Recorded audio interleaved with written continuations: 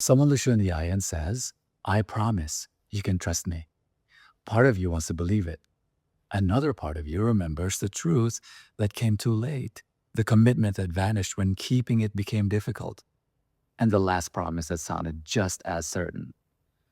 Now the conversation has shifted. Instead of discussing what happened, you're being asked to prove your love by trusting again. But trust isn't a reward you hand out because someone spoke with confidence. And a promise isn't meaningless. A promise tells you what a person is committing to now. It just can't guarantee that that person will do what they will do when embarrassment, inconvenience, competing desires, or limited capacity enters the conversation. So let's separate what a promise tells you from what the record can actually support. In this video, I'm going to show you how to evaluate trust without spying, secretly testing someone, or turning one painful event into a judgment about an entire person. 3 questions will guide us. What can a promise actually tell you? Which evidence matters when life becomes inconvenient? And how can you decide what to trust now without pretending you can predict another human being with certainty? This is episode 4 of the relationship reality testing. So what trust means here? For this episode, trust is a revisable judgment about what you can reasonably rely on in a defined area. So that's a working definition, not a diagnosis, and not the only definition used in relationship research. The words revisable and defined are important here. Revisable means trust can increase, decrease, or remain limited as new evidence appears. Defined means you don't have to answer the enormous question, is this person trustworthy? You can ask a smaller and more useful question. Can I rely on this person to keep my medical information private? Can I rely on this person to communicate before changing plans that affect me? Can I rely on this person to disclose new debt before we combine finances? Trust in one area doesn't automatically answer every other area. Someone may be careful with money and careless with confidential information. Someone may be reliable when daily responsibilities happen and unable to keep an emotionally ambitious promise. Reducing trust in one area doesn't require declaring that the whole person is bad, fake, or incapable of love. It means the evidence doesn't currently support the same level of reliance in that area. Trust also isn't certainty. It's your best current judgment about what you can reasonably rely on while some uncertainty remains. A promise is part of the record. People sometimes respond to a disappointment by saying, forget their words, only actions matter. That sounds practical, but it's too simple. Words are actions too. An honest disclosure is important. A specific promise is important. An early warning matters. A realistic renegotiation matters. Words can tell you what someone acknowledges, reports, requests, or commits to. What words can't do is guarantee future conduct. A person might sincerely intend to keep a promise and still lack the capacity, planning, courage, or willingness to required to keep it. That doesn't make intention irrelevant. It means intention, statement, capacity, conduct, and outcome are not interchangeable. Let me give you an example. Lena and Kai show why that distinction matters. Kai may feel embarrassed, intend to disclose the debt later, and sincerely mean the new promise. Lena still has to make a decision from what was agreed, what Kai could realistically do, what Kai actually did, and the outcome Lena has now to live with. or Lena now has to live with. Context can improve the accuracy of Lena's judgment. It does not erase the impact. So Lena and Kai are hypothetical people considering a joint lease. They've discussed income, monthly expenses, and debt because each person's financial choices could affect the commitment they're about to make together. They agree to tell each other before taking on more than $500 in new debt. Kai follows the agreement twice. Both disclosures are uncomfortable, but the information arrives before the lease application while Lena can still use it. Then Kai opens a new credit account, knows the balance has crossed its agreed threshold, and chooses not to disclose it before the lease review. Kai says nothing. Lena discovers the balance while they review the financial documents or the lease. Kai says, "I was embarrassed. I planned to tell you. I promise it won't happen again. You have to trust me." There may be honest emotion inside that sentence. Embarrassment may be real. The intention to disclose later may be real. The new promise may also be sincere. None of those possibilities changes the immediate question. Can Lena currently rely on Kai to disclose debt in time for Lena to make an informed decision about shared financial commitment? That question does not require Lena to decide whether Kai is a good person.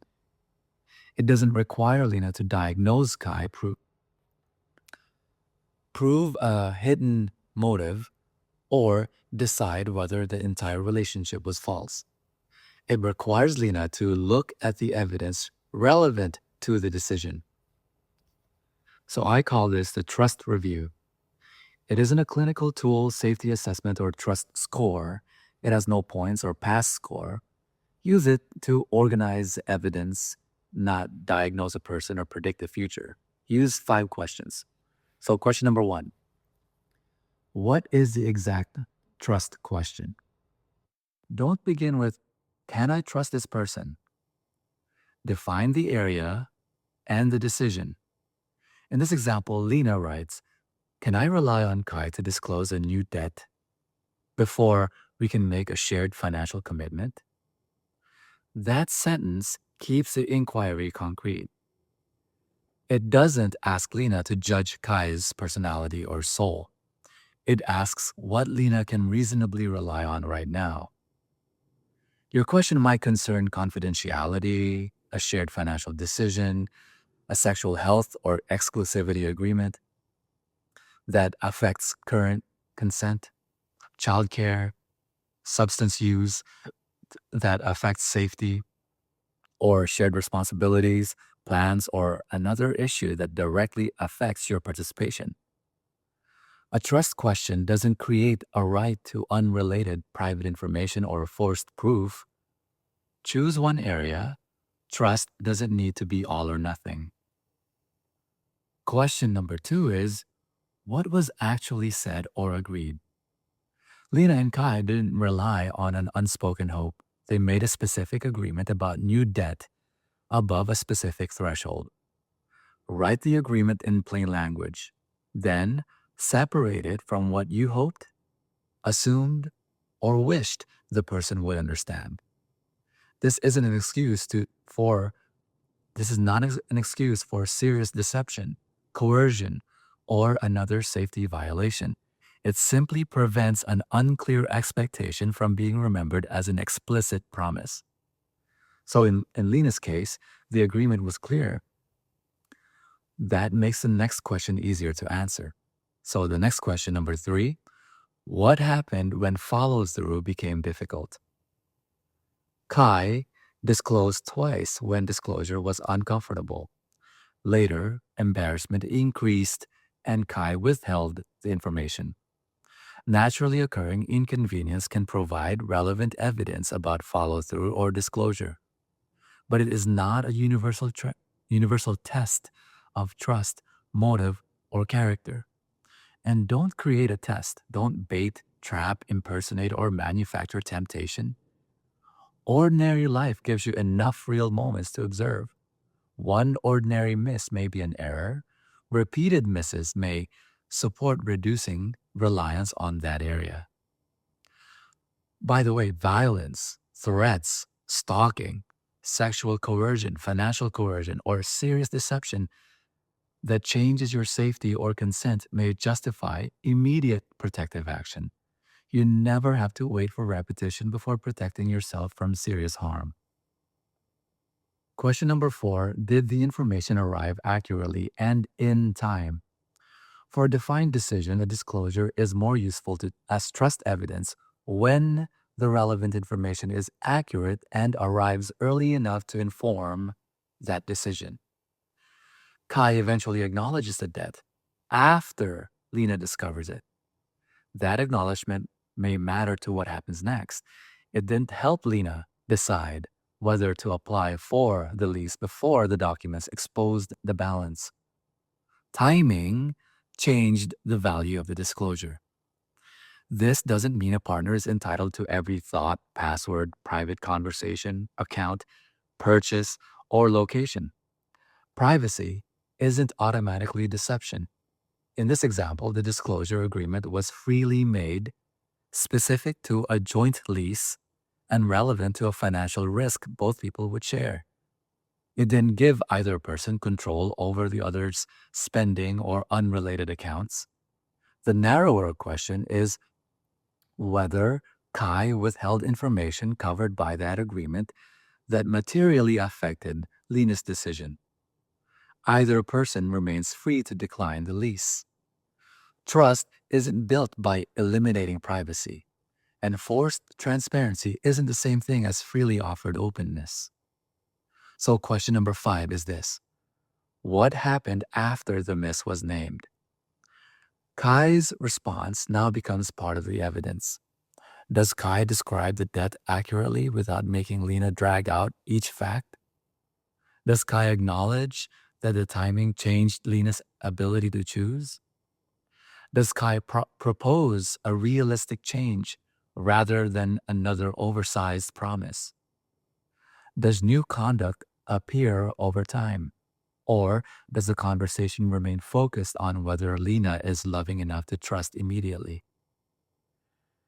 There is no universal timeline here. A person with a previously reliable record, one bounded mistake, prompt ownership, and a workable correction presents different evidence from a person who repeatedly conceals information, discloses only after discovery, and demands restored access after every promise. That isn't a mathematical score, it's just context. Can trust change? Trust can change because changed behavior creates new evidence. A promise may help begin that process, but it can't replace a new record of follow through. Nobody can give Lena a universal number of actions that restores trust or a deadline for deciding what to do. For Lena, Kai's future consistency could create new evidence. It cannot erase the earlier breach, though. It cannot obligate Lena to sign the lease. It cannot force forgiveness or reconciliation. Trust does not automatically restore access to your time, body, home, money, or private information. Changed behavior belongs to Kai. The decision about Lena's participation belongs to Lena. When trust has been damaged, you may feel tempted to demand certainty through passwords, location tracking, device searches, interrogation, or constant proof. Those methods don't turn uncertainty into trust, they turn the relationship into monitoring. Lena does not need access to every account Kai owns. Lena needs enough accurate, consensually available information to decide whether signing a joint lease is a responsible choice for Lena. That may mean pausing the application. It may mean keeping finances separate. It may mean changing the plan. It may mean leaving the relationship. Or it may mean observing new conduct without increasing financial exposure. None of those choices requires Lena to declare Kai permanently untrustworthy. A boundary can be specific. I'm not signing a joint lease while I can't rely on timely debt disclosure. That sentence governs Lena's participation. It doesn't force Kai to surrender privacy, remain in the relationship, or perform trust on command. For a better distinction on boundaries versus rules, read the book OLNE. Try this one question. Choose one trust question from your own life. Not the whole relationship, not the whole person, one defined area.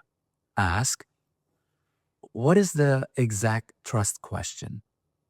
What was actually said or agreed? What happened when follow-through or disclosure became difficult?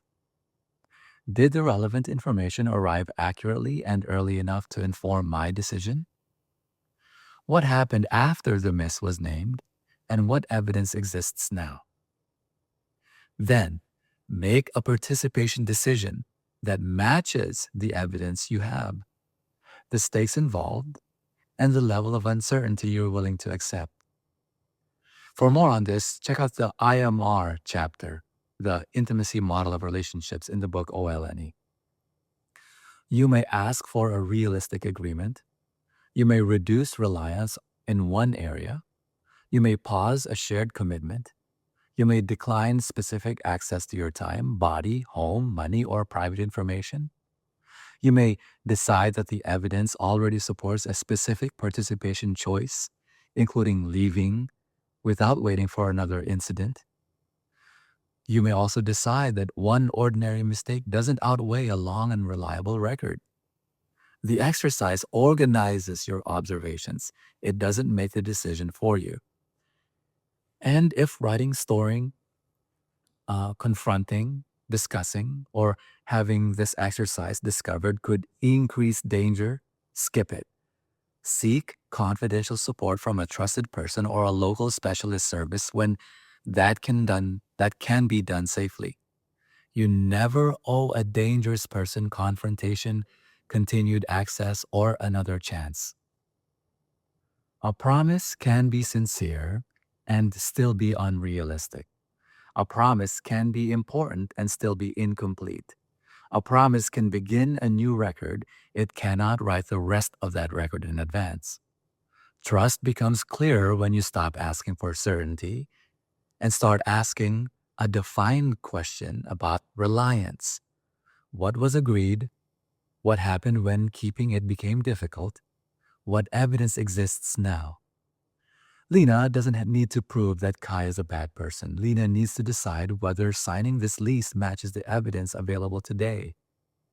You don't have to turn one mistake into a total judgment. You also don't have to let one beautiful promise overrule a pattern you can already see. Trust isn't the promise. Trust is the judgment you make from the record. Thanks for watching this video. I'll see you in the next one. Bye. I know your hands by heart.